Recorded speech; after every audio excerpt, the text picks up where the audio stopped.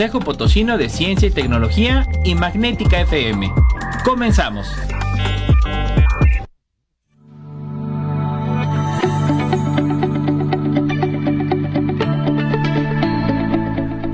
Muy buenas tardes, bienvenidas y bienvenidos. Gracias por acompañarnos en esta emisión nuevamente de La Voz de los Expertos, un programa del Gobierno del Estado de San Luis Potosí a través del Consejo Potosino de Ciencia y Tecnología en colaboración con Magnética FM. Y pues bueno, vamos a platicar de un proyecto que algunas veces no es tan fácil que visualicemos la ciencia desde este campo, pero que sin duda es muy interesante.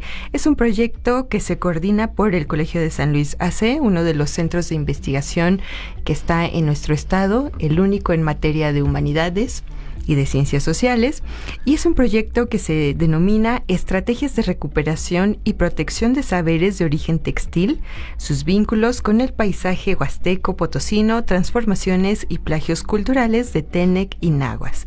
Y para ello pues nos acompaña y doy la bienvenida a la doctora Claudia Rocha Valverde. Ella es investigadora del colegio. Muchas gracias por la invitación. Bienvenida. Pues bueno, para comenzar a platicar, doctora, cuéntenos un poquito de usted. ¿Qué estudió? ¿Qué la motivó a estudiar esa carrera profesional? ¿Cuáles son sus líneas de investigación? Y un poquito de su experiencia. Mira, muchas gracias. Y la pregunta me parece absolutamente pertinente porque cuando hablamos de ciencias estamos pensando casi siempre en las ciencias exactas, ¿no? Uh-huh. Si no es matemática, si no es química, si no es física, ¿qué hacemos los de ciencias sociales o los que estamos en humanidades? O sea, todavía peor aún, ¿no? Uh-huh. Y esos tampoco pueden ser científicos. Pero bueno, yo soy historiadora del arte, de maestría y de doctorado. Uh-huh. Y fíjate nada más, o sea, este asunto del arte, ¿no? Verlo como una ciencia y tiene todo, ¿no? Yo me he especializado principalmente en cuestiones iconográficas y ahora voy a contar un poco cómo empecé mi profesión o este largo camino por la historia del arte, por los posgrados, uh-huh, que para mí pues fueron una etapa de mi vida importantísima. Y tiene que ver, y aquí lo voy a vincular en todo momento porque se relaciona con el tema que mencionaste de ese título tan largo, del cual ya me arrepentí un poco, pero bueno, ya quedó así en el proyecto del COPOSIT. Pero tiene mucho que ver y tiene mucho que explicarse. Es la región huasteca. Uh-huh. Desde joven, muy joven, yo iba a la Huasteca como visitante, como turista. Yo no soy de San Luis Potosí, soy de la Ciudad de México, pero por una razón o por otra empecé a visitar la Huasteca por cuestiones familiares. Y llegó un momento en que, bueno, entré a un posgrado en la ciudad de Cuernavaca y tuve que definir un tema de tesis. Uh-huh. Y yo decía, bueno, ¿y qué hago? ¿Y qué hago de que tenga que ver, que dé para un periodo largo que va a ser una maestría? Yo todavía no pensaba en el doctorado, pero sí en la maestría. Y pensar esta parte de la cultura y la cuestión indígena como algo que pudiera como desentrañarse desde otros puntos de vista u otra disciplina que tiene que ver mucho con lo visual, que la Huasteca por lo pronto para mí es algo absolutamente visual, y todo surgió de una cueva en donde, bueno, me invitaron a participar en un ritual, no a participar, a presenciar el ritual. Uh-huh. Era un ritual de fin de año en donde vi a las mujeres con sus vestimentas tradicionales y dije, bueno, aquí debe haber un significado importante, y yo pensé que debía haber también una prenda para el uso de las bodas, una prenda especial. Uh-huh. Entonces, si conocemos un poquito el estado de San Luis Potosí, sabemos que esta vestimenta y esta prenda tan colorida es eso, colorida, y el traje de boda se piensa a veces como de color blanco. Esa era mi idea, ¿no? Uh-huh. Y entonces cuando yo dije, oigan, ¿y cuál es el vestido de boda? Me dice, no, es este. Y ahí empiezo a hacer preguntas, llego con mi director de tesis y le digo, ya tengo el tema. Y yo creo que me vio tan convencida que dijo, ay, ya la hizo esta, ¿no? Porque el tema de tesis siempre es muy complicado. Y me dediqué a desentrañar el significado de una vestimenta que tiene una forma de rombo Y empezaron a decirme mujeres que han perdido sus memorias a lo largo del tiempo. Se va perdiendo, digamos, estos trazos o estas huellas culturales, porque se trata de herencias de un pasado muy, muy lejano que todavía prevalecen en la actualidad. Se han modificado, se han adaptado, pero hay un saber como muy lejano que todavía algunas alcanzan a contar, que se han podido heredar de una generación a otra. Entonces, en el momento en que están haciendo una vestimenta que representa un universo, que tiene 4 rumbos cósmicos, dime si no estamos hablando de ciencia, ¿no? De una cosmovisión y de una cosmología en donde todo se conecta, en donde hay árboles que son los pilares que sostienen el universo, a través de los cuales se intercambian las fuerzas vitales de la tierra, del inframundo, la tierra y el cielo. Entonces, bueno, todas estas cosmovisiones se vuelven un asunto tan científico, un conocimiento tan apegado también a un territorio que, si bien se simboliza, es un territorio que está ahí, que tiene una expresión física, hidrológica, natural. Entonces es la combinación de un patrimonio biocultural, digamos, ¿no? Entonces, tú dime hasta aquí, porque pues de aquí te puedo contar como mucho más, pero este fue mi interés principalmente, empezar a desentrañar el simbolismo de una de las prendas principales, que es la representación del universo, y se llama Kexkemetl en náhuatl, o se llama Zayem en lengua tenec. Qué interesante, doctora, y esa parte el contexto histórico, el contexto en el que se estudia una parte de la cultura, en este caso de San Luis Potosí, pues bueno, creo que ha tenido experiencias que la han llevado a comprender toda esta parte. ¿Ha sido difícil para usted como mujer tener ese contacto con las comunidades? Mira, esta es otra pregunta valiosísima, porque yo creo que en estos momentos por los que cruza la academia, en donde estamos también descolonizando muchas prácticas, y estamos aprendiendo, al menos yo en lo personal, aprendiendo a mirar hacia atrás, cómo empecé a hacer la investigación. Y por supuesto, difícil en un principio es acercarse a las comunidades como una perfecta extranjera, ¿no? No hablas la lengua, no manejas sus códigos, no conoces sus danzas, no conoces nada de nada, vienes de otro mundo. Entonces, ¿cómo empezar a interrelacionarse? Y lo que a mí me sucedió es que a partir de visitas frecuentes y de estancias un poco más largas, yo fui a vivir a la Huasteca 2 años para pasar a la parte del doctorado, terminar la tesis de doctorado. Fue en la Huasteca, y en donde yo ya había abierto, digamos, como algunas puertas en algunas comunidades, en donde ya sabían que, bueno, ya me conocían, iba a platicar, regresaba, y empecé también a regresar lo que la gente me compartía, en términos de investigaciones publicadas, en términos de publicaciones de otras personas. Iba yo a los centros, un centro ceremonial en específico, en donde yo decía, bueno, pues aquí hay que dejar todo los saberes que yo estoy recogiendo también. Y es difícil en un principio, porque no te quieren contar nada, porque la gente no confía. Claro. Me preguntaban muchas veces, y creo que es pertinente decirlo, que si yo venía de algún programa político, o que si les iba a pedir sus tarjetas del INE, o que si les iba a dar unas láminas o algunas despensas, y un poco así también se hace la relación de intercambio. Entonces yo les decía, miren, yo no tengo nada que ver con el gobierno, yo vengo de una escuela en donde se trata de compartirle a alumnos que están en otro lado, que no viven aquí y que no conocen a lo mejor la Huasteca, cómo viven ustedes y por qué es importante hacer difusión de sus saberes sin que implique un plagio epistémico, como trato también de mencionarlo a lo largo del proyecto con el que ahora estoy beneficiada por el Coposit. Muy bien, y recordar la importancia que tiene todavía para muchas culturas la palabra, y la confianza en las personas, que bueno, al ritmo de vida que tenemos hoy en día a veces lo dejamos un poco de lado, esa confianza en la palabra sobre todo. Sí.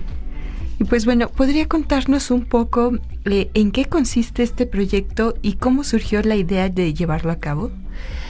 Bueno, este proyecto empezó en realidad hace 2 años, digamos que como su primera etapa así, semilla, fue un proyecto de los PRONACES a nivel nacional, un PRONACE Cultura, que son programas nacionales estratégicos, que ahorita creo que han sido como ya muy revisados por la nueva secretaría, antes el COPOSIT. Y yo tuve un apoyo de 2 meses para empezar a acercarme a las comunidades y para eso sirvió, para al menos recontactar a la gente que ya conocía y empezar a abrir el camino en otras partes, porque si bien he trabajado mucho con las mujeres TENEC, con las mujeres nahuas del estado, poco, porque aquí lo que he descubierto a lo largo del proyecto también es que hay memorias ya muy deslavadas, muy perdidas con el paso del tiempo en cuanto a estos saberes de origen textil que tienen que ver con el uso en algún momento de un telar de cintura de origen prehispánico que todavía se usa en muchas partes de México, y porque aquí en la Huasteca desapareció completamente y que incluso está desincorporado, o sea, de la memoria corporal y del imaginario de las mujeres. Entonces yo dije, quiero empezar a trabajar ahora, digamos, la primera parte quedó trunca, se acaba el periodo y ya les dije, bueno, muchachas, voy a ver en qué momento puedo solicitar un apoyo para pasar a la parte de producir ya algo con ustedes y continuar el taller, ¿no? Entonces quedó todo suspendido. Hasta ahora, hasta el año pasado que ya continué con este apoyo. Muy bien, vamos a un primer corte y regresamos para seguir platicando de este proyecto Estrategias de Recuperación y Protección de Saberes de Origen Textil.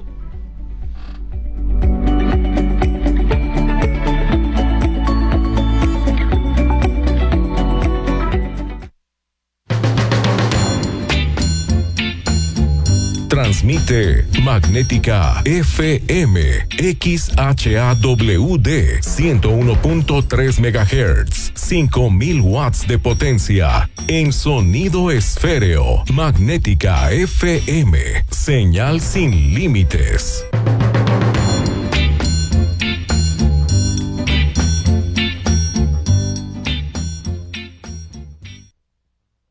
Es la hora 16:16 minutos.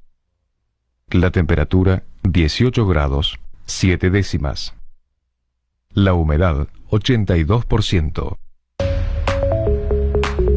Llega a tus oídos Conscientemente, el espacio de salud mental sin tanto rollo. Soy Adrián Izar, psicólogo, y junto con expertos de primer nivel te hablaré de trastornos mentales, mitos, terapias y soluciones reales. Un programa fresco, científico y claro, donde preguntar no da miedo y entender es posible. Acompáñanos todos los lunes de 7 a 8 de la noche por Magnética 101.3 FM. Conscientemente, tu salud mental en las mejores mentes.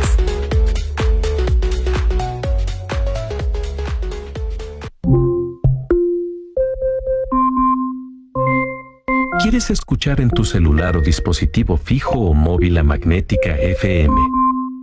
Solo pide a Alexa: Alexa, quiero escuchar Magnética FM. Fácil. En el segundo piso de la Cuarta Transformación, los programas del bienestar siguen creciendo. Más de 1 millón de mujeres mayores de 63 reciben su pensión y pronto las de 60 a 62 años. Salud casa por casa para 14 millones de personas con discapacidad y adultas mayores. Más de 4.5 millones de estudiantes de secundaria ya tienen la beca Rita Cetina y llegará a preescolar y primaria. Poner primero a quien más lo necesita fortalece el bienestar y la prosperidad compartida. Gobierno de México. El Sindicato de Trabajadores de la Industria de la Radio y Televisión Sección San Luis Potosí presentan Enlaces TIRT, un espacio cultural con contenido social, donde nuestro único objetivo es informar, entretener y aportar. Escúchanos cada viernes en punto de las 5 de la tarde. por la señal del 101.3 Magnética FM.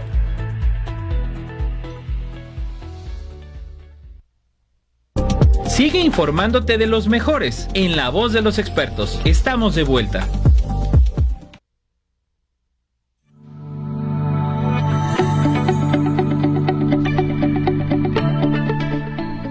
Estamos de regreso y continuamos platicando con la doctora Claudia Rocha de este proyecto tan importante en la Huasteca. Y justamente, doctora, ¿en qué región de la Huasteca tiene impacto el proyecto? Mira, la Huasteca, hay quienes la definen como más o menos así, la Huasteca Norte, la Huasteca Media y la Huasteca Sur, ¿no? Y yo he estado trabajando mucho lo que es Huasteca Media, que es el municipio de Tancanwitz, que es el municipio de Xilitla, y por alguna circunstancia, un grupo del sur de la Huasteca, del municipio de Tampacán, se acercó a mí para decirnos, oye, queremos participar en algo que nos ayude como a recuperar estas memorias o estos saberes en el bordado, porque los nahuas del sur sienten que no tienen representación. Y las Tenec sí, o sea, vemos lo Tenec por todos lados. Entonces me acerco también a Tampacán, y entonces ya son 3 municipios, Tancanwitz, Xilitla, Tampacán, y Tampacán nos lleva a la casa de un joven en el municipio de Coscatlán, que sabe tejer con telar de cintura, que es una tecnología mesoamericana, que sabe científicamente de tintes naturales, cómo mezclarlos, cómo hacer un laboratorio casero ahí en su casa tradicional, su bohío, y nos enseñó a teñir hilos, algo que no se había visto antes, o las personas que estaban participando en ese taller no habían visto. Entonces nos lleva a 4 municipios. Son en realidad, la zona norte, que podría ser con valles, pues no está representada, pero nos estamos ampliando. Zona media y la zona sur, y ya llevamos varias comunidades dentro de esos municipios. Muy bien. ¿Y qué importancia tienen justamente los saberes textiles en estas comunidades Tenec y nahuas en la Huasteca? Esto, lo que estamos trabajando con esas personas, lo que yo propuse es, en primer lugar, un acercamiento, como ya te mencionaba, a gente con la que yo ya había trabajado. Entonces, ¿qué hago en esta ocasión? Es ya no llegar como una investigadora que llega a hacer trabajo de campo, a recoger la información, a llevármela para mí, interpretarla para mí, y usar todas mis referencias bibliográficas y teorizar y todo. Lo que hago es proponer talleres colaborativos en donde ellas participen en su totalidad, de principio a fin, en la propuesta. Y la propuesta fue, aquí podemos presentar un proyecto. El proyecto, se tiene que presentar a través de una institución, como es el Colegio de San Luis, y yo, que soy la representante técnica, y que he trabajado esto con ustedes tanto tiempo, pero ahora poder crear una herramienta que se llama Guía de Buenas Prácticas para el Registro y Protección de los Saberes de Origen Textil. ¿Qué es esto? Es, ustedes, mujeres Tenec, que son tan bordadoras, que vemos estos bordados por todos lados, sobre todo ahora que la Huasteca está siendo promovida turísticamente, no ahora, ya hace algunos años, y que es el turismo con sus artesanías. Yo les decía, ustedes tendrán que mostrar, o eso es lo que pienso yo, porque yo veo también estos corredores artesanales, y cómo poder decirle a la gente que no se trata nada más de unas artesanías que pueden ser regateables, sino que son parte de un saber muy antiguo y parte de la identidad de unas personas, o de mujeres y grupos que viven en comunidades diferentes y que tiene una trayectoria antiquísima. Entonces, ¿cómo se puede elaborar una guía que sea una herramienta de uso interno, hecho desde el seno mismo de la comunidad, para mostrarle a la gente sus saberes? Y decir además, yo veo que mis saberes, como el bordado, lo llamo de origen textil porque estuvo conectado en algún momento el bordado a esta práctica que es el tejido en telar de cintura, que ya prácticamente desapareció, pero el bordado es voy a decirlo así, espero no ser muy catastrófica, pero es el último latido que conecta con estos saberes de un pasado lejano. Entonces, fueron una serie de reuniones, talleres, no digamos, una metodología de aproximación, de intercambio, de ida y vuelta entre una generación y otra, entre ellas, de un día poder invitar a las niñas, fueran sus parientes o fueran las vecinas, inviten a niñas o jovencitas un día y ustedes les platican qué es el bordado, por qué es importante bordar, cómo se borda y sobre todo, qué significa el bordado, ¿no? Porque esto está conectado a la idea de la madre tierra, que es toda esta expresión natural que rodea la naturaleza, que rodea las vidas de las personas. Entonces, esta expresión natural que son las montañas, los manantiales, los árboles, los animales, pues están ahí sintetizados, representados en una prenda. Por eso hablo de la vinculación con el paisaje. Entonces, ahora también esta guía, ellas proponen primero un diagnóstico. ¿Cuál es el problema? ¿Qué está pasando? Entonces señalan situaciones como migración, entonces abandonas una práctica. Hablas de la falta de educación en las escuelas, porque en las escuelas también no están incorporados estos saberes, porque responden a programas escolares que están hechos desde el Estado, las oficinas estatales y el plan de la enseñanza bilingüe en su lengua, porque no es bilingüe porque venga un profesor de la Mixteca a medio aprender Tenec y enseñarles. Todo esto también se está reconfigurando, está cambiando y se están perdiendo muchos saberes.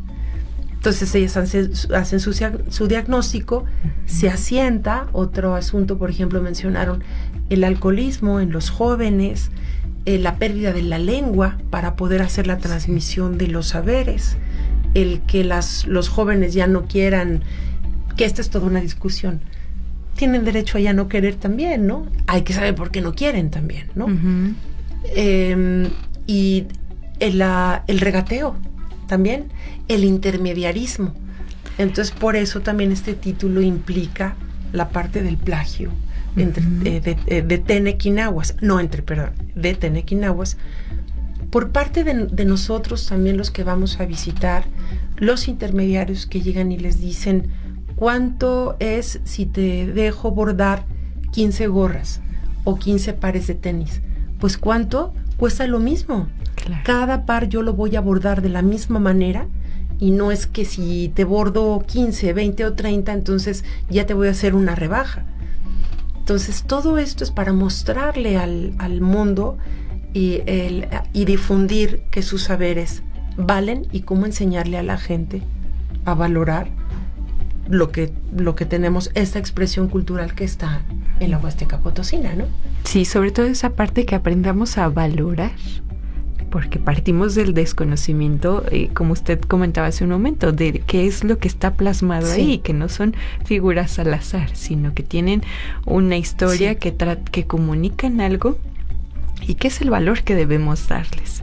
El valor que hay que darles, y como dice una de ellas, bueno, como dicen muchas de ellas, pero una me decía, la parte del intermediarismo, ¿no? Viene un señor y me dice, bueno, pues si yo te estoy dando trabajo, yo también pues, me puedo llevar tus saberes, ¿no? Y dice, y no se trata de eso. Entonces, ¿cómo decir no al regateo y decirle a la gente, lo que tú estás comprando, o sea, tú te estás llevando un saber muy antiguo a tu casa, te estás llevando una forma de ver el mundo también, que es la cosmovisión, y esto no es si vale menos o vale más. Tú vas a una tienda de conveniencia y no vas a decir, oye, ¿cuánto es lo menos por este kilo de azúcar, no? Si me voy a llevar 2 kilos, ¿en cuánto me los dejan? O en cuánto tinte de pelo, ¿qué tal si me lo deja a la mitad, no? ¿Y por qué estamos acostumbrados? También hablan de la discriminación en todo momento. Entonces esta guía de buenas prácticas señala todas estas cosas, los pros, los contras y cómo se puede hacer una propuesta para fortalecer los saberes y mostrarlos a un público más conocedor, digamos. Muy bien, y justamente, doctora, ¿cómo se vinculan estos conocimientos con el paisaje, con el territorio, con la vida cotidiana de las comunidades? Mira, lo que yo, uno de mis compromisos también con el proyecto que tengo en marcha es entregar un documento científico en donde yo hable también de cuál es esta vinculación en términos históricos y en términos también, históricos del arte, interdisciplinarios, pero lo que estoy haciendo ahora es una relación, una tabla, en donde yo tomo los bordados de las mujeres, o sea, que están representados en este pequeño universo, entonces que ya sé lo que ellas han contado, qué significan, ya está escrito, y yo empiezo a hacer una relación de esta ave que está bordada acá en la parte inferior, y que dicen, ¿qué es? Pues no, es un ave. O bueno, pero ¿cuáles son las aves con las que están familiarizadas? Con el gavilán, con los tordos, con el zanate, y entonces yo me los llevo a una vinculación real con el paisaje para explicarlos desde el paisaje cuáles son las aves endémicas de la Huasteca que pudieran estar representadas en este universo bordado, ¿no? De la vestimenta de las mujeres. Entonces así llego al nombre de las montañas, al nombre de los manantiales, a la parte hidrológica que está constituida en cuevas, en un sistema de cuevas, qué tipo de selva es, ¿no? Si es una selva baja, perennifolia, qué tipo de árboles hay, el árbol sagrado que puede estar relacionado con los 4 árboles que soportan el universo desde tiempos mesoamericanos. Entonces, puede ser una ceiba, árbol sagrado, o el árbol volantín de los voladores.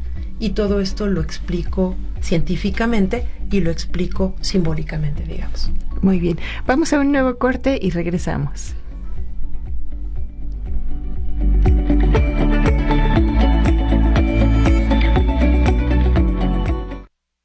Magnética FM XHAWT.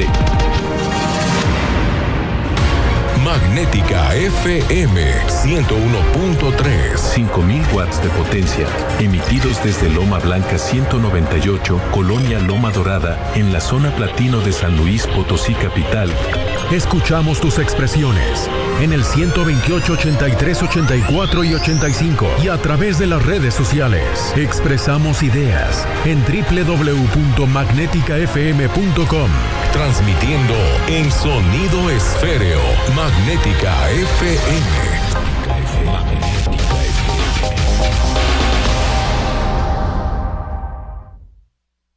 Es la hora 16:31 minutos. La temperatura 18 grados 7 décimas. La humedad 88%. Magnética FM en tu celular y en el mundo. www.magneticafm.com. ¿Cómo generan electricidad los imanes? ¿Qué es la antimateria? ¿Es posible viajar en el tiempo? A partir de estas y otras muchas preguntas, te presentamos explicaciones claras y concisas que desbrozan la jerga especializada. El astronauta estadounidense David Scott, comandante de la misión Apolo 15, realizó en 1971 un experimento de caída libre en la Luna. La Apolo 15, cuarta expedición de alunizaje de la NASA, permaneció más tiempo en el satélite que las misiones anteriores, y su tripulación fue la primera en utilizar un vehículo lunar de exploración. Al final del último paseo lunar, Scott dejó caer simultáneamente un martillo de geólogo de 1.32 kilogramos y una pluma de halcón de 0.03 kilogramos desde una altura de 1.6 metros. En las condiciones reales de vacío de la superficie lunar, sin resistencia al aire, la pluma ultraligera llegó al suelo a la misma velocidad que el pesado martillo. El experimento que confirma la teoría de Galileo Galilei de que todos los cuerpos se aceleran uniformemente con independencia de su masa fue filmado y visto por millones de telespectadores. Sigue informándote de los mejores en La Voz de los Expertos. Estamos de vuelta.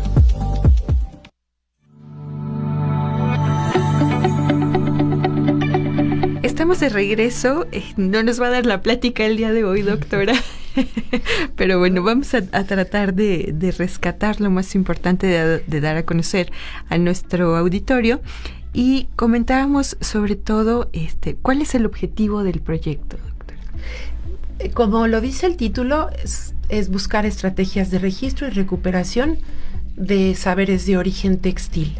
Entonces, en la Huasteca Potosina tenemos 2 pueblos principales, que son los Tenec y los Nahuas. Uh-huh. Y yo he trabajado mucho con los Tenec, y en esta ocasión también fue buscar por la parte nahua dónde están estos saberes que tienen que ver con los bordados, que, como yo mostré en muchos de los talleres, una colección de poquitas piezas, de pocas prendas, pero de cómo se hacía todavía hace 70 años la prenda de las mujeres nahuas. Las Tenec lo conservan, aunque han cambiado los hilos. Los hilos ahora son completamente sintéticos. Antes eran de algodón, teñidos con tintes naturales.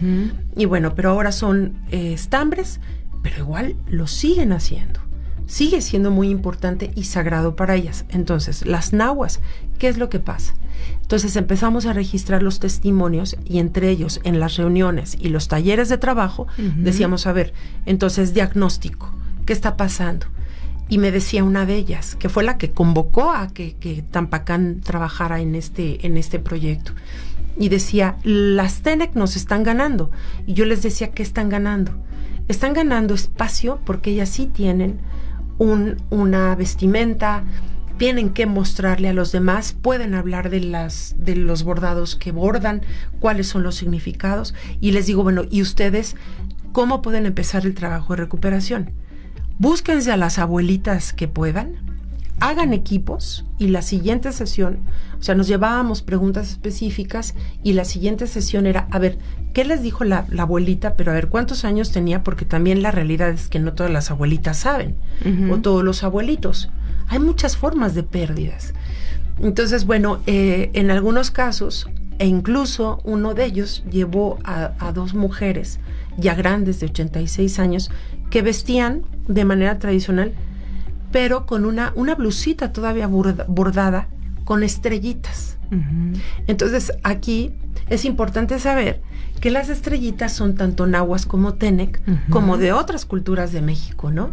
La estrella es algo que ha viajado mucho, ha caminado mucho por distintos países, incluso, y territorio mexicano. Pero cada pueblo le daba su significado, y está asociado a los rumbos cardinales, tanto para Tenec como para nahuas. Sí. Entonces, el objetivo era recuperar lo más que se pueda.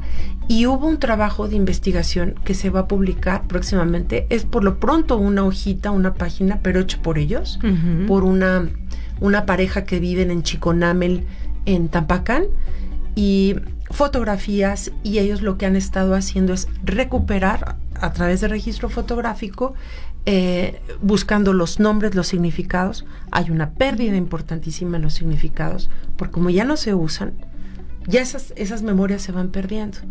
Entre los Tenec encuentras más fresca la memoria, el significado, porque todavía lo usan. Tiene, digamos, un espacio de representación la vestimenta. Pero entre los nahuas ya no hay. Ya hay fiestas, sí hay danzas, pero la prenda tradicional, digamos, emblemática, que era el quesquemetl, ya no se hace. Así, de repente alguien que dice, yo me acuerdo de una abuelita que todavía la usaba y decía que era muy importante para ella llevar su vestido. ¿Por qué dejó de hacerse? O sea, yo creo que la respuesta todavía no la tenemos, y es multifactorial. O sea, decir, ay, ¿por qué? Porque llegó el mercado chino. No, esta pérdida es mucho antes del mercado chino. Y lo chino, claro, es otro impacto muy considerable en el tipo de conocimientos, digamos, ancestrales y en una posible pérdida o una posible mutación, porque se están volviendo en otra cosa. Ahora vemos el mercado chino en artesanías por todos lados, y si la gente no sabe diferenciar, se compra gato por liebre, ¿no? Uh-huh. Chino por oaxaqueño o chino por chiapaneco, porque así te lo venden. Y si no sabes, lo compras. Sí, o simplemente los bordados que creemos que son hechos a mano y en realidad vienen de una máquina. A ver, esa parte es también el gran tema, y esto tiene que ver con las múltiples formas de plagio, ¿no? Okay. ¿Qué es el plagio? Pues el plagio se puede denominar de formas diversas. Una es la apropiación cultural, aunque en sentido estricto la apropiación cultural es algo que hemos ejercido toda la vida. Uh-huh. Todas las culturas nos hemos estado apropiando cosas de los otros a lo largo de la historia. Pero antes no había un sentido mercantil para quitarle al otro un elemento de su identidad y explotarlo en términos de mercancía. Uh-huh. Ahora sí. Entonces, hay muchas formas de mercado de las artesanías. Entonces, ¿qué tal como este caso de las mujeres que dicen, bueno, a mí viene un intermediario, me pone a bordar sombreros, y él va y los vende en el triple de lo que a mí me pagó, ¿no? Sí. O más del triple. Esa es una forma de apropiarse de la cultura del otro y hacer negocio. Aunque no te vuelvas rico, ya hay una asimetría mercantil, ¿no? En esta relación, en este intercambio. El otro es, yo ya no tengo que ir, antes a lo mejor podía ir como turista a tomar la foto, y tomo la foto de este pajarito que me gustó mucho, que esta señora está bordando en este morralito. Y yo lo reproduzco, o le digo a una señora, oye, ¿me puedes hacer este bordado? Sí, aunque la señora no pertenezca al grupo cultural, sí, cómo no, yo te lo puedo reproducir. Pero todavía es más drástico cuando ya no tienes ni que ir al lugar, lo ves en internet, lo bajas y lo reproduces en una máquina, se llama sublimado. Uh-huh. Lo estampas de manera plástica, uh-huh, con tintas plásticas, uh-huh, en las tazas, en las bolsas, y todo es el bordado auténticamente teneco, auténticamente náhuatl, y la gente náhuatl ni se dio cuenta de que le quitaron, uh-huh, sus cosas, ni le pidieron permiso. ¿Y qué hacemos con eso? ¿Cómo se regula ese tipo de reproducción en serie? No hay manera. Yo soy muy drástica en lo que estoy diciendo, uh-huh, pero yo lo he estado viendo, y situaciones así en Guatemala, en todo el mundo, en México, sí. No hay manera de detener al que imprime y tiene los medios para hacerlo, además, ¿no? Las máquinas de reproducir. Uh-huh. Y justamente esa era otra pregunta. ¿Cómo se puede proteger este saber?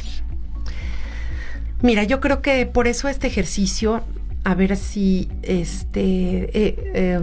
podemos como reforzarlo. Yo creo que es una etapa, ya va más allá de la etapa semilla, pero está hecho desde el interior de la comunidad, desde el sentir y pensar de las comunidades, y no al revés. Nosotros tenemos una ley de protección del patrimonio cultural de los pueblos originarios y afrodescendientes de México y de todo tipo, y es una ley que impulsó la entonces senadora Susana Harp. Es una ley bastante robusta, pero a ver, aterrízala en una pequeña comunidad en la Sierra Gilitlense. No le veo el modo. Lo otro es, ¿cómo es que la gente puede saber que es sujeta de derecho? ¿Sí? Para aplicar estos derechos ante un posible plagio, ante estas formas de discriminación. O sea, el plagio es una cara de la discriminación, narrativas de la discriminación, lo que hacen, por ejemplo, las grandes firmas de modas, que además usan estas narrativas de la discriminación en honor y en homenaje a nuestros, uh-huh, pueblos ancestrales, que ni son pueblos de ellos ni nada, y pueden tomar cualquier figura de cualquier parte del mundo y llevarla a la colección verano, otoño 2025. Son apropiaciones culturales. ¿Cómo las proteges? Desde adentro, dándole las herramientas a la gente o facilitando, porque yo tampoco soy quien lleva las herramientas, ni tengo el saber ni nada, pero decir, desde adentro ustedes propongan una herramienta que les sirva a ustedes, digan que quieren, digan que no, como si se puede, y que esto se convierta en una política pública, que pueda aplicar el municipio y aplicar el Estado y aplicar la nación, y que sea de adentro hacia afuera, de lo local a lo global, al revés. Esa es la idea. Sí. Sí, porque más allá de que llegue o que la persona conozca que es sujeto de este derecho, también está la otra parte. Y quién tiene las capacidades para realizar este tipo de gestiones en una comunidad. Yo creo que es primero la parte de generar conocimiento. Uh-huh. A mí me han dicho también, ¿qué abogado te está asesorando? Pregunto por aquí, por allá, en términos legales, sobre derechos culturales y de patentes, de marca, de lo que se llama esta denominación de origen, uh-huh, que no aplicaría en el caso de los bordados TENEC. Y lo otro también, que es un planteamiento, es una situación muy difícil en términos del territorio, es que estamos hablando de comunidades que están fragmentadas, diseminadas a lo largo de un territorio que es la Huasteca. Tú no tienes condensado un pueblo en una única parte, en una masa territorial, es decir, estos se van a organizar, o no se van a organizar, pero al menos se van a poner a platicar. Entonces, ¿cómo organizas tú a los que están en Tancanwitz con las mujeres TENEC de la parte alta de la sierra de Xilitla, que también hay TENEC, aunque sean poquitas, o los nahuas de Xilitla que hasta hablan dialectalmente, en términos de variante dialectal, palabras distintas a los de la Huasteca Sur, como es Tampacán? A ver, ponlos de acuerdo. Entonces, sí empieza por pequeñas comunidades, y lo que se propone es que esto sea una suerte de proyecto piloto que se pueda reproducir y que al rato sirva no solo para los saberes textiles, sino que tal para la música o los saberes gastronómicos, y va a quedar un modelito de trabajo, de preguntas y de planteamientos, lo que la gente dice y quiere, para ver si se hace más adelante. Muy bien, vamos a un nuevo corte, doctora, y regresamos para platicar qué falta todavía en este proyecto que está cerca de su conclusión, pero que seguramente todavía quedan muchos retos. Regresamos. Sí.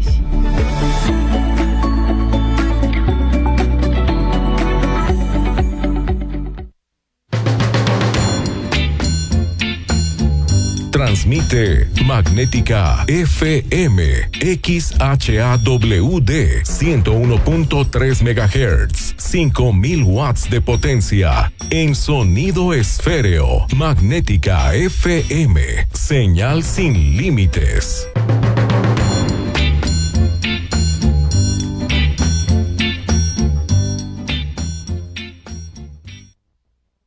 Es la hora 16:46 minutos.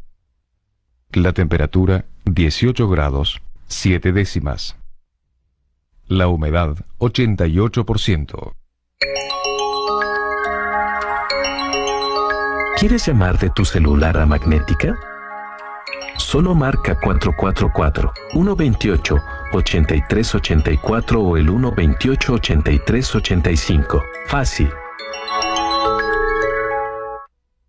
Sigue informándote de los mejores en La Voz de los Expertos. Estamos de vuelta.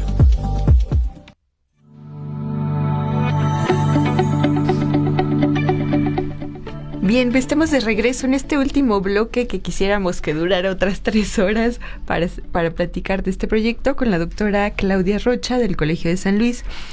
El proyecto como tal, doctora, ¿cuáles son sus productos entregables?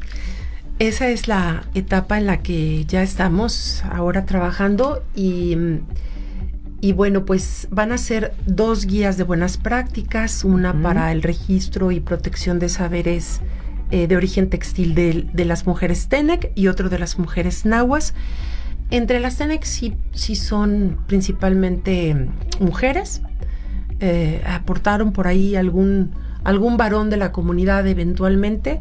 Entre los nahuas sí son mayoritariamente mujeres, pero también hay un profesor que ha participado de manera muy, muy activa, que es la investigación que se va a publicar de él, de su propio trabajo, su propio rescate y sus propios bordados, los bordados que él hace. Entonces son 2 guías que tendrán una extensión de 32 páginas, no es algo tan robusto, ¿no?, en términos de extensión, pero sí muy, muy, muy fuerte en términos, pues, de su contenido, ¿no?, de lo que ha implicado revisar, platicar y llegar a estas redacciones. Y cada guía va a tener más o menos unas 16 páginas a color para mostrar todos estos bordados y mostrar muchos de los resultados de los talleres. Incluso aparecerán fotografías donde hay niños. Todo está autorizado por ellos, bueno, pues es trabajo de ellos, y en todo momento se revisó, se consultó, quién quiere aparecer, quién no quiere aparecer, quieren que estén sus nombres completos, aquí están las fotografías, pueden aparecer los niños, podemos decir los nombres, todo en todo momento lo autorizaron. Y hay estas 2 guías, van a haber 2 cuentos también, uno Tenec y uno Nahua, que son textos de creación, esos sí son completamente de mi autoría. Y bueno, en donde hablo de la historia de una niña que está a su vez acercándose a esta prenda importante que es el Quexquemetl, que tiene bordado, como la abuela le empieza a platicar qué significa en cada uno de los bordados, tanto en lo Tenec como en lo Nahua. La niña Tenec vive prácticamente abajo de un árbol, entonces eso nos lleva a hablar del árbol sagrado y de su vestido y de la prenda. Y la niña del cuento Nahua se lo encuentra en una cajita en el tapanco de su casa. Y en este caso hay 2 abuelas. Me inspiro en niñas reales, en las abuelas, y las niñas son personas que participaron en el curso. Usé sus nombres y bueno. También vamos a hacer un micrositio de difusión. Esto lo está construyendo, esto es muy importante porque en todo momento también, sobre todo en la primera parte, en la parte Tenec, participaron profesores de la Universidad Intercultural de Tancanwitz. En la parte Tenec, ellos estuvieron en el Centro Ceremonial de Tamaletón, platicaron, intercambiaron saberes con las mujeres del centro ceremonial, y los profesores también están revisando, bueno, ya seguimos revisando materiales, eso todavía estamos todo está como en las últimas pinceladas, y los profesores están montando un micrositio dentro de la página de la Universidad Intercultural que tiene la rectoría. Entonces ahí va a haber un espacio para la difusión del patrimonio de las mujeres Tenec, de las mujeres nahuas, que también ellos lo van a tener abierto a todo el público, y la idea es seguir alimentándolo. Entonces ahí participaron profesores y poquitas alumnas, pero también tenemos alumnas de la Universidad Intercultural, y también ellos así, bueno, trabajamos de la mano siempre con ellos con muchísimo apoyo y entusiasmo. Y también vamos a hacer un video muy corto de unos 10 minutos, otro material de difusión en donde se muestra más o menos cómo fueron los talleres, algunas conversaciones, y que explique de manera general en qué consistió el proyecto. Y el texto académico que se va a publicar espero pronto. Sí. Muy bien. Y de todo esto, ¿qué falta todavía para concluir el proyecto? Pues ya nada más es la parte de revisiones en donde estamos. Okay. Vamos a imprimir también unas tarjetas postales con los bordados de las personas que participaron, explicando. Esto es muy importante. Todo va a ser escrito en español y en lengua. Están traducidos todos los productos, y eso es lo que estamos ahorita procesando, porque pues es mucho trabajo, ¿no? Entonces tenemos así traductoras, hay una investigadora asociada que está trabajando muy de cerca en el proyecto, Anaí Trejo, y bueno, una fotógrafa que ayudó en la coordinación fotográfica también, desde Gilitla, y ella Emma Vigiano ayudó en los talleres, y bueno, estamos así como ya en las últimas pinceladas del proyecto para presentarlo en septiembre próximo. Sí. Muy bien. ¿Y se ha visualizado alguna etapa de continuidad una vez que concluya? No sé, ¿hay algo más para el proyecto? Todavía no, pero a mí sí me gustaría pensar en cómo ampliar reproducir este piloto, digamos, o este prototipo, estas herramientas de recuperación, que es la guía. Me gustaría llevarla ya a otras comunidades de la Huasteca para las TENEC y a otras partes nahuas. Lo que pasa es que hay que hacer mucho recorrido entre las comunidades, pero yo creo que sí. Y lo otro podría ser, a lo mejor no tanto con los saberes de origen textil, pero la parte gastronómica puede ser también importante. La parte de curación de la medicina tradicional también podría ser otro saber que se lleve a una guía de buenas prácticas de registro y protección, ¿no? Hecho por las personas. O sea, que se impulse, digamos, desde una institución académica como el COLSAN, con el apoyo del COPOSIT, pero que las gentes sean las que abonen y aporten y se vean reflejados y representados, ¿no? En este tipo de resultados. ¿Y qué ha significado en todo este proceso, en este proyecto, el financiamiento que se otorgó a través del COPOSIT? Pues mira, ha sido fundamental porque, digamos, todas las partes, o sea, porque es un proceso que tiene muchas partecitas y desde el año pasado empezamos en 2024 y continuamos en este 2025, que es como, digamos, la etapa de producción, y es importantísimo poder contar con recursos en la actualidad que cada vez están más escasos y sabes que también, sobre todo, la ciencia está siempre un poco apretada con los recursos económicos, pero la parte que reside en las humanidades, ¿no? Esto de, digamos, la cultura que ha dejado de mirarse a veces en su importancia social también, o sea, la cultura tiene una importancia social, la parte simbólica, o sea, la dimensión simbólica de la vida está ahí y necesitamos mostrarla desde otro punto de vista, desde otro punto de enfoque, poder difundirla, y necesitamos este tipo de materiales que lleguen a más personas. Entonces va a ser muy importante contar con los recursos, llegar a las comunidades y decir: aquí está tu guía de buenas prácticas en la que tú participaste, con fotos, con los impresos, con todo esto que tú hiciste, el cuento en el que participó tu hija, tu nieta, lo que tú contaste. Entonces, bueno, es una manera también de poder no solamente sacar adelante los proyectos propios de los investigadores, sino poder también colaborar a nivel comunitario, ¿no? Colectivo también. Claro, lo que comentábamos al inicio de retribuir y llevar a las comunidades que abrieron las puertas esos resultados. Absolutamente. Y eso es con recursos, y además con recursos lo podemos lograr una mayor difusión. Y sí, para mí ha sido fundamental el apoyo, este proyecto que tengo a lo largo de un año, que está por concluir en un par de meses, y bueno, veremos más adelante qué sigue. Y para usted como investigadora, doctora, ¿cuál fue el principal aprendizaje al coordinar este proyecto?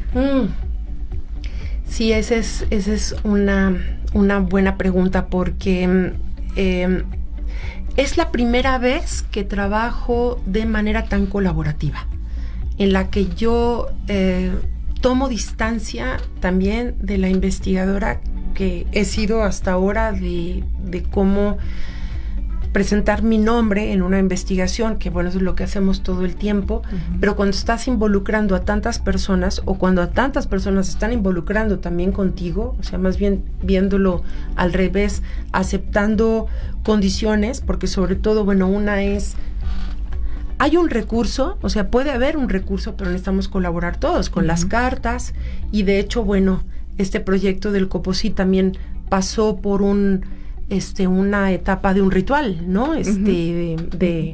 Vamos a pedirle a los 4 rumbos del universo que este proyecto se vea elegido, ¿no?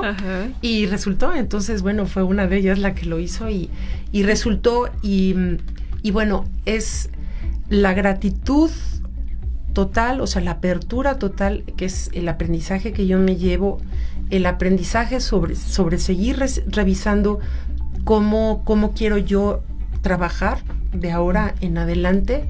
O sea, sí puedo hacerlo en la soledad del gabinete y de mi trabajo de campo y de mis encuestas y de yo solita, pero pues trabajo con colectivos todo el tiempo. Entonces ese ha sido el mayor aprendizaje, saber que la fuerza reside en la colectividad, uh-huh. en la importancia, que tú lo decías en un principio, del diálogo, de sentarse a dialogar, que es la única manera de mantener latiendo el corazón de estas cosas culturales, ¿no? Entonces es diálogo, intercambio, y cómo llegaba uno de repente que andaba pasando por ahí, se metía y escuchaba y decía, oigan, sí, porque yo le pregunté una vez a mi abuelo y me contó sobre la historia del no sé qué tanto, y entonces de repente ya era así un grupito cada vez más amplio, tanto en un lado como en el otro. Uh-huh. Y la participación de la niñez. Esta fue también, hace mucho no trabajaba con niñas y niños, y tuvimos una experiencia, una vez un taller que se hizo en la comunidad de Uxtuapan. También quiero mencionar aquí a Andrea Salinas Hernández, que ella es una mujer náhuatl, es además, bueno, tiene un cargo en el Ayuntamiento de Xilitl, es una persona muy importante, es primera regidora, pero lo que hizo fue también abrir las puertas de las comunidades en las que yo no había trabajado, facilitar a través de todas las autoridades tradicionales el poder entrar, el que ellos pudieran comentar con la gente qué es lo que queríamos, lo que yo quería plantear y que aceptaran. Entonces uno de estos talleres en Uxtuapan, donde convocaron y llegaron todas las niñas y todos los niños que había por todos lados. Yo dije, ¿qué vamos a hacer con tantos y tantas? Pero sí se pudo, fue muy bonito, y además una de las abuelas rescató en una mesa y les empezó a mostrar y les decía, miren, así era el vestido como lo usaban las mujeres antes, se usaba para las danzas, pero contaban que entonces había una serpiente en una cueva, y entonces cómo relacionó ella un relato de tradición oral con una serpiente que se borda en un vestido, y se hizo magia. Entonces sí, son estos aprendizajes desde la colectividad, de la colectividad para la colectividad, y para mí sobre todo lo que yo aprendo, ¿no? Muy bien, muy interesante y mucho gusto de platicar el día con usted, doctora. Sin duda volveremos a invitarla ya para platicar sobre los resultados. Muchísimas gracias por escucharnos, por acompañarnos, y nos escucharemos hasta la próxima.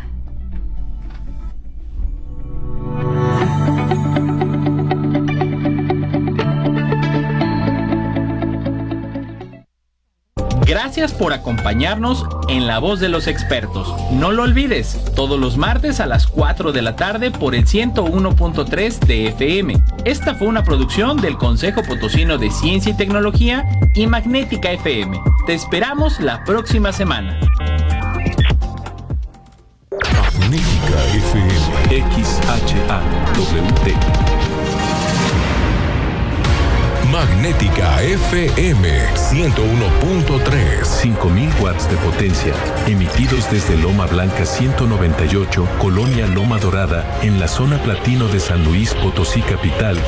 Escuchamos tus expresiones en el 128, 83, 84 y 85 y a través de las redes sociales. Expresamos ideas en www.magneticafm.com. Transmitiendo en sonido esféreo. Magnética FM.